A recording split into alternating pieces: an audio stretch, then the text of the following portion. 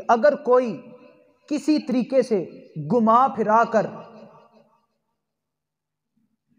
बहला फुसला कर सहाबी के खिलाफ, नबी करीम अलैहिस्सलाम के सहाबी के खिलाफ जरा सा शक डालने की कोशिश करे, तो तुम्हें पता होना चाहिए कि ये उस हस्ती के बारे में तुम्हें शक डालना चाह रहा है जिसको रब ताला कुरान में ये सनद दे चुका है कि अल्लाह इससे राजी है। तो जिससे अल्लाह राजी है तुम उसके बारे में शक कैसे कर सकते हो? और इस बात को भी आप पल्ले से बांध लें। अब ये आपको मैं बुनियाद समझाने लगा हूं। ये बुनियाद है कि हमें वो लोग भी मिलते हैं दुनिया में जो सहाबा इकराम पर एतराज करते हैं, नबी करीम अलैहिस्सलाम के सहाबा पर एतराज करते हैं। क्यों? आखिर उनका क्या मकसद है, क्या वजह है, उनको क्या दुश्मनी है, उनका एजेंडा क्या है, उनका मकसद क्या है? सुनिए, यहां पर पहले भी शायद ये बयान हुआ था, यहां पर आकर कोई बात करे और कहे कि वो जो फलां बंदा है ना,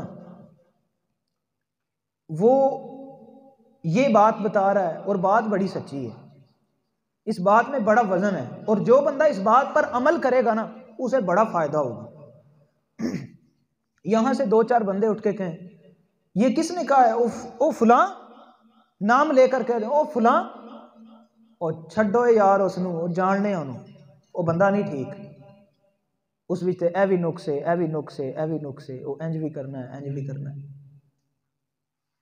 अब आप ईमान से बताएं, उस बंदे ने जो बात की थी उसके नुक्स पता चलने से पहले उस बात की कदर आपके दिल में जो थी, अब उसके नुक्स पता चलने के बाद आपके दिल में उसकी कदर रहेगी?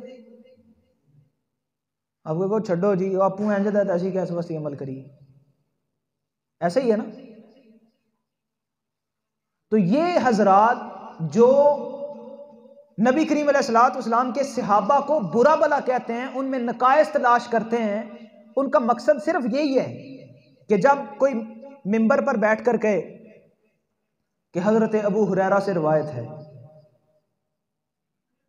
हजरत अबू हुरैरा ने यूं फरमाया, हजरत अबू दरदा से रिवायत है, उन्होंने नबी करीम अलैहिस्सलाम से सुना और आगे यूं बयान किया, हजरत उमर ने नबी करीम अलैहिस्सलाम से रिवायत किया।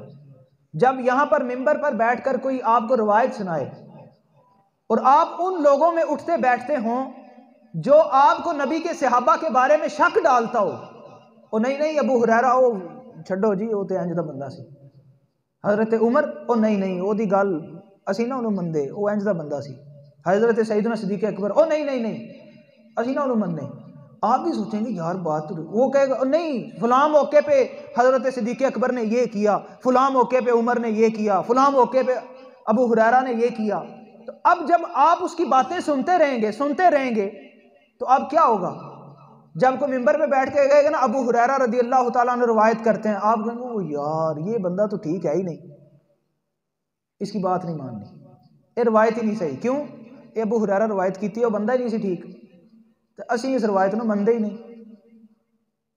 तो जो सहाबा इकराम के बारे में शक डालता है उसका मकसद यही होता है कि जब इस बंदे का नाम लेकर नबी की बात सुनाई जाए इनकार कर दिया जाए।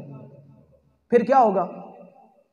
जब सारे सहाबा उनके बारे में शक दिल में आ जाएगा तो ज़हीरा अहादीस, जितनी भी अहादीस हैं सारी मशकूक हो गई कि नहीं हुई? सारी मशकूक हो गई ना। जब हम सहाबी को नहीं मानते तो उसकी रिवायत कैसे मानेंगे? जब उसकी रिवायत ही नहीं मानेंगे तो नबी की बात हम तक पहुंचेगी कैसे? जब ज़हीरा अहादीस ही मशकूक हो गया तो इस्लाम की बुनियाद खोखली हो गई। कोई आपसे कहे कि नमाज पढ़ा करो, अब नमाज ने तरीका कितने लिखे है? अल्लाह सिर्फ यही फरमाया नमाज पढ़ो, तरीका कितने है? आप कहेंगे वो फलां रिवायत में हजरत अबू हुरैरा रिवायत करते हैं, हजरत अब्दुल्ला बिन मसूद रिवायत करते हैं, और नहीं रिवायत नहीं मैं मनदा, मैं रिवायत नहीं मनदा, वे बंदे ही नहीं सन ठीक। फिर क्या होगा? नमाज कैसे पढ़ेंगे? जब नमाज का तरीका ही हदीस में, आप हदीस मानते ही नहीं तो कैसे पढ़ेंगे? जब नबी के करीब बैठने वाले मशकूक कर दिए जाएं किसी की नजर में तो क्या मतलब? क्या नबी की तरबियत में कोई कमी थी?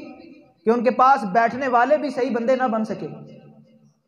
तो ये जितने भी सहाबा इकराम के खिलाफ बातें करने वाले हैं, उनका मकसद सिर्फ यही है कि वो ज़हीरा अहादीस को मशकूक करके दीन की बुनियाद को खोखला करना चाहते हैं।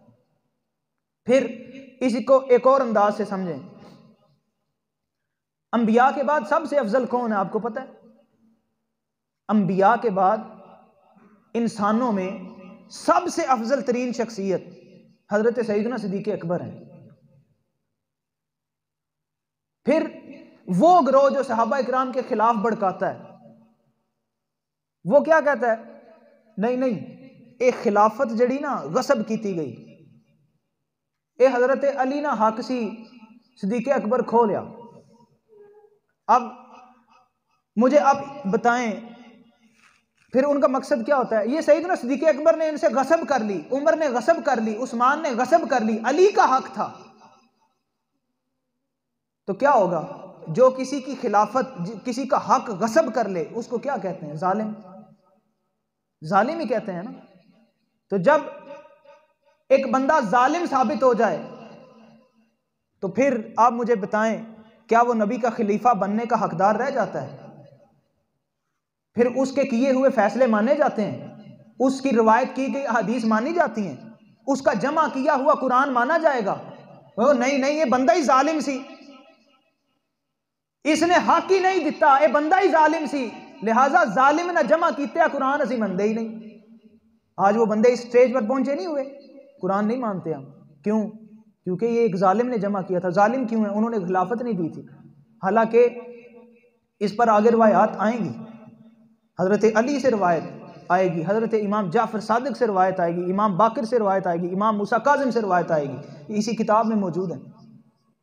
तो ये आपको बयान करने का मकसद ये है कि जो किसी भी सहाबी की अदना सी गुस्ताखी भी करे तो उसका मकसद सिर्फ और सिर्फ यही होता है कि वो नबी की सोबत को मशकूक करना चाहता है, वो नबी की तरबियत को मशकूक करना चाहता है, वो ज़हीरा इस्लाम को मशकूक करना चाहता है, वो जमा किए हो कुरान को मशकूक करना चाहता है। तो इसलिए खुदा के वास्ते ऐसे लोगों से बचें जो सहाबा इकराम के खिलाफ बक बक करते हैं।